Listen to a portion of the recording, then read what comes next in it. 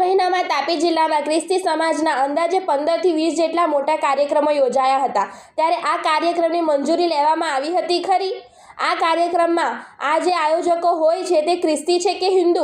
આવા અનેક સવાલ સાથે દેવ બિરસા સેના દ્વારા આ કાર્યક્રમનો વિરોધ નોંધાવવામાં આવ્યો હતો અને દેવ બિરસા સેના દ્વારા જિલ્લા કલેક્ટરને સંબોધતું આવેદનપત્ર પાઠવવામાં આવ્યું હતું।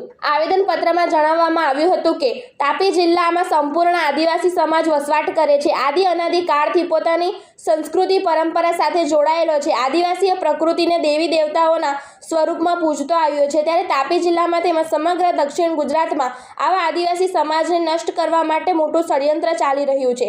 દેશ વિદેશથી અલગ અલગ રાજ્યોથી આવતા ખ્રિસ્તી પાસ્ટર કે પાદરીઓ ધર્મના વિવિધ પ્રકારના મોટા કાર્યક્રમો કરી રહ્યા છે। આ પાસ્ટર આદિવાસી સમાજના લોકોને ખ્રિસ્તી ધર્મમાં ધર્માંતરિત કરી આદિવાસીઓને અંદર લડાઈ ઝઘડા કરાવવા માટે ષડયંત્ર કરાવી રહ્યા છે। એવા આક્ષેપો સાથે દેવ બિરસા સેના દ્વારા જિલ્લા કલેક્ટરને સંબોધતું આવેદનપત્ર પાઠવવામાં આવ્યું હતું અને યોગ્ય કાર્યવાહી કરવામાં આવે તેવી માંગ કરવામાં આવી હતી। તેમજ આ મામલે યોગ્ય કાર્યવાહી નહીં કરવામાં આવે તો ઉગ્ર આંદોલન કરવામાં આવશે એવી ચીમકી ઉચ્ચારવામાં આવી હતી।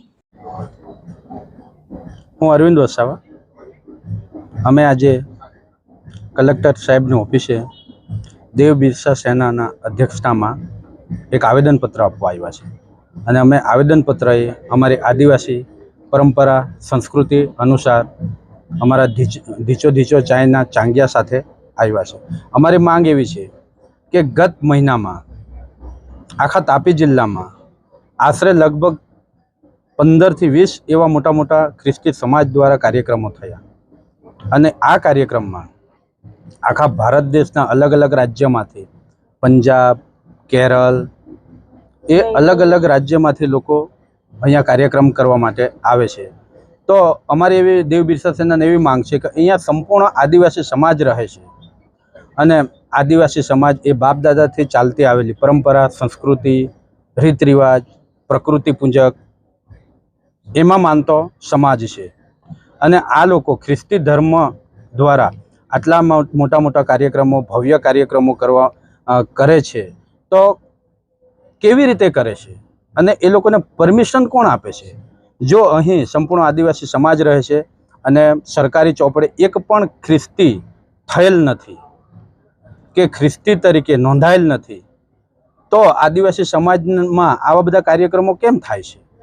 શું ખરેખર આ આખો આદિવાસી સમાજને એની મૂળ પરંપરા એની સંસ્કૃતિ એ નષ્ટ કરવાનું ખૂબ મોટું ષડયંત્ર તો નથી ચાલી રહ્યું ને?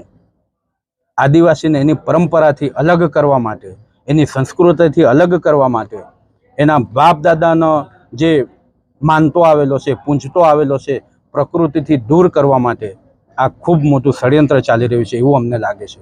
નહીં તો આ મહિનામાં ગયા મહિનામાં 15 થી 20 આવા ભવ્ય અને મોટા કાર્યક્રમો થયા તો એની શું જરૂર છે? એટલા માટે અમે આ કલેક્ટર સાહેબને રજૂઆત કરવા આવ્યા છે કે માનનીય કલેક્ટર સાહેબ, તમે આ જિલ્લાના રાજા ગણાય, તમે અમારા માય બાપ ગણાવ અને અમને કોઈ તકલીફ પડે દુઃખ પડે તો અમે અમારા રાજા પાસે અમારા માય બાપ પાસે ગઈએ અને અમે રજૂઆત કરીએ।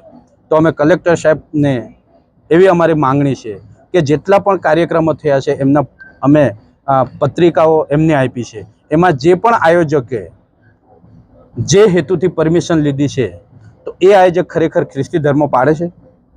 જો નથી પાડતો તો એમને પરમિશન કઈ રીતે મળી, કયા પુરાવાના આધારે મળી? અને અહીં તો બધો સંપૂર્ણ આદિવાસી સમાજ છે તો હું આદિવાસી સમાજને નષ્ટ કરવા માટેના ખૂબ મોટું ષડયંત્ર છે? આદિવાસી સમાજને ખતમ કરવાનો ષડયંત્ર છે? જો આવી જ રીતે આવા મોટા કાર્યક્રમો એક મહિનામાં 15 થી 20 થયા તો આખો આદિવાસી સમાજ ટૂંક સમયમાં નષ્ટ થઈ જશે, આખો સમાજ સમાપ્ત થઈ જશે અને ઇતિહાસના પન્નામાં આવનાર બીજી કે ત્રીજી પેઢી એવું લાગશે, ચોપડામાં વાંચશે કે આવો પરંપરા સંસ્કૃતિ પ્રકૃતિને પૂંજવાવાળો આવો બી એક આદિવાસી સમાજ હતો કે? એને ખબર નહીં પડશે કે મારા બાપ દાદા લોકો જ એના જ અમે વંશજો છે એવું એમને ખબર નહીં પડશે। તો અમારી કલેક્ટર સાહેબને એવી રજૂઆત છે કે જેમણે પરમિશન લીધી છે જે પત્રિકામાં નામ છે એની તપાસ થાય, એના પર કડકમાં કડક પગલાં ભરવામાં આવે અને જો નહીં ભરવામાં આવશે તો અમે રાજ્યપાલ સાહેબ માનનીય રાજ્યપાલ સાહેબ પાસે પણ કીધું છે, મળ્યા છે કે તમે ત્યાં કલેક્ટર સાહેબને એકવાર રજૂઆત કરો અને મારી પાસે પણ આવજો. તો અમે માનનીય રાજ્યપાલ સાહેબને પણ મળવા જવાના છે આજ આવેદનપત્ર લઈને. તો ટૂંક સમયમાં એમના પર એક્શન લેવામાં આવે એવી અમારી સંપૂર્ણ આદિવાસી સમાજની માંગ છે.